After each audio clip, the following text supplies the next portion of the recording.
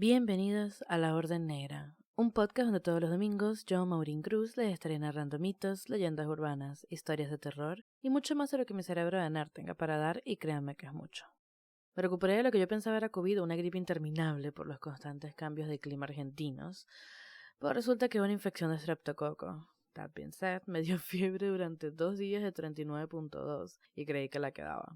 Lo que me hizo buscar historias y conseguí la de El día de hoy, que es la de Juliana Tofana, una cosmetóloga del siglo XVII que ayudó a cientos de mujeres a librarse de sus abusivos esposos.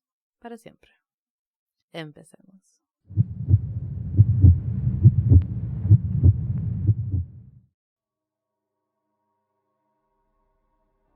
En 1791, Wolfgang Amadeus Mozart yacía en su lecho de enfermo, convencido de que lo habían envenenado y seguro de saber con qué sustancia. Alguien me dio aqua tofana y calculó el momento preciso de mi muerte. Aqua o aqua tofana era un veneno legendario e ideal para llevar a cabo crímenes perfectos. Era insípido, inodoro y transparente, así que pasaba desapercibido. Su efecto podía ser regulado por quien lo administraba, permitiéndole calcular el momento de la muerte a una semana, un mes y hasta un año, y no dejaba trazos en el cuerpo de la víctima. La historia del misterioso líquido que atemorizaba a Europa en la época del genial compositor se remontaba un siglo atrás y contaba que más de 600 hombres habían muerto bajo sus efectos en manos de sus esposas antes de que el secreto fuera revelado.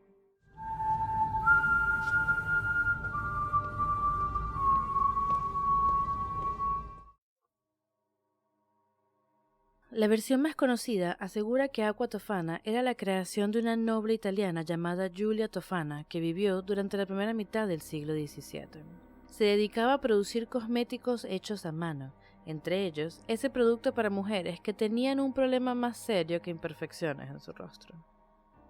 Según sus contemporáneos, el aqua tofana se vendía disfrazada de maná de San Nicolás de Bari, un aceite curativo que supuestamente goteaba milagrosamente de los huesos del santo, y que no era raro encontrar en las casas de la época.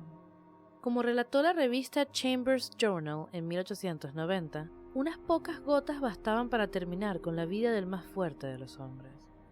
Administrado en vino o té o algún otro líquido por el traidor halagador, producía un efecto apenas perceptible. El marido se ponía un poco de mal humor, se sentía débil y lánguido, tan poco dispuesto que apenas llamaría a un médico. Después de la segunda dosis de veneno, esta debilidad y languidez se hacían más pronunciadas. La hermosa Medea, que expresaba tanta ansiedad por la indisposición de su marido, apenas sería objeto de sospecha, y tal vez prepararía la comida de su marido, según lo prescrito por el médico, con sus propias manos hermosas. De esta manera, se administraría la tercera gota y postraría incluso al hombre más vigoroso. El médico se quedaría completamente perplejo al ver que la dolencia aparentemente simple no se rendía a sus medicinas, y mientras aún no sabía cuál era su naturaleza, se le daban otras dosis, hasta que finalmente la muerte reclamaba a la víctima.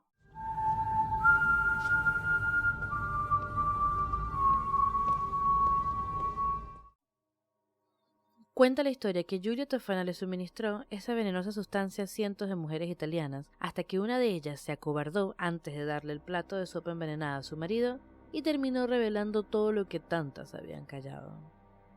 Si te preguntas por qué había tantas mujeres dispuestas a cometer tal crimen en esa época, recuerda que aquello de casarse por amor es una costumbre nueva. Los matrimonios, incluso de mujeres relativamente poderosas, eran arreglados sin tener en cuenta cómo sería el futuro de los involucrados.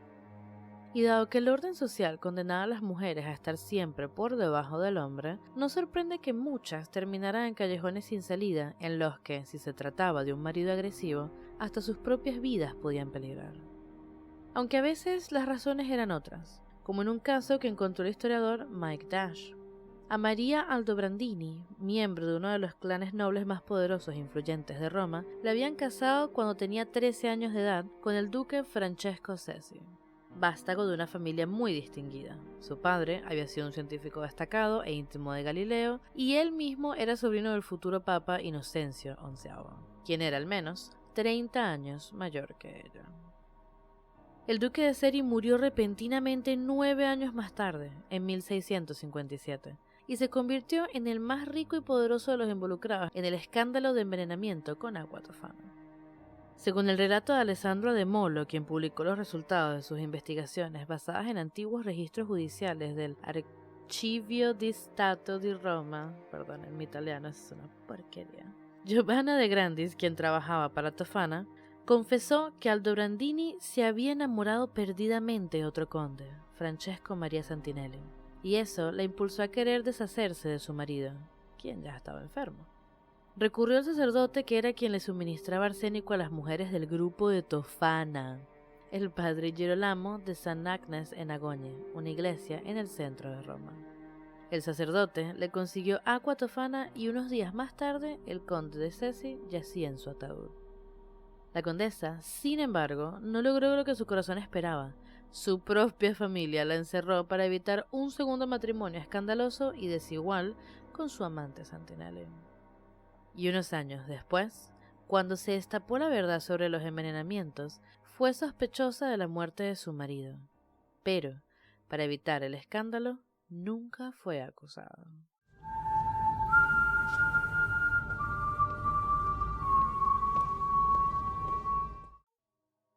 El problema con la historia son los detalles. Algunas versiones aseguran que Giulia Tofana operaba en Sicilia en la década de 1630. Otras sitúan la historia mucho después o en otros lugares, Palermo, Nápoles, incluso Roma. A veces se cuenta que fue ella quien inventó la poción, otras que la heredó de su madre. No se conoce la receta de tan efectivo elixir, aunque casi todas las fuentes mencionan arsénico. Los misterios se multiplican, señala Dash, cuando consideramos la controvertida pregunta de cuándo y cómo Tofana encontró su fin. Una fuente dice que murió de causas naturales en 1651, otra que encontró refugio en un convento y vivió allí durante muchos años sin dejar de hacer su veneno y dispensarlo a través de una red de monjas y clérigos. Varios afirman que fue capturada, torturada y ejecutada, aunque difieren en cuándo así su muerte ocurrió en 1659, 1709 o 1730. En un relato especialmente detallado, Tofana fue sacada de su santuario y estrangulada, tras lo cual su cuerpo fue arrojado por la noche a la zona del convento donde la habían sacado. Y se preguntarán, ¿y Mozart? Mozart efectivamente nunca se levantó de su lecho de muerte. Murió el 5 de diciembre de 1791 a los 35 años de edad. Casi 230 años y decenas de estudios después no sabemos cuál fue la causa, pero aunque pudo haber sido veneno, ya nadie menciona al agua tofana.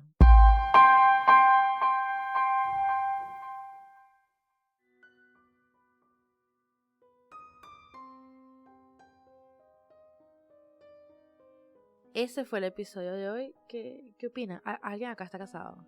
Porque está bien, antes las mujeres nos casábamos por obligación, pero ahora nos casamos dizque por amor y marico, hay días en los que de verdad no quieren matar a su marido. Buenas noticias, aparte, no voy a matar a nadie, pero buenas noticias, sí que van a volver los episodios semanales, así que yay por todos. Si tienen alguna historia de terror, mándenmela por DM al Instagram o al Facebook, @laordennegrapodcast. Se vienen cositas, odio decir eso, pero sí, se vienen cositas, hay participaciones con otros podcasts, así que yay.